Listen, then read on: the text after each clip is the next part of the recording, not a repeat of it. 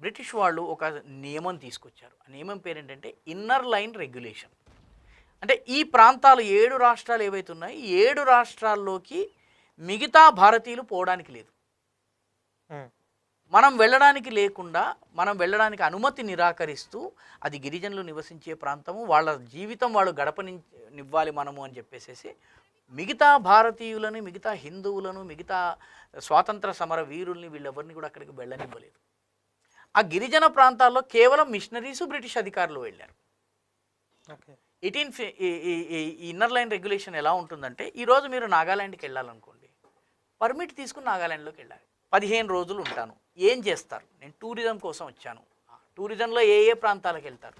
ఒక 50 రూపాయలు, 100 రూపాయలు కట్టించుకుంటారు, మీకు పాస్ ఇస్తారు. మీరు ఇంకెక్కడ కూడా ఈ చెప్పిన ప్లేసెస్ తప్ప వేరే చోటకి మీరు వెళ్ళటానికి లేదు. ఉదాహరణకి గువాహటి నుంచి మనం బస్సు యాత్ర చేసి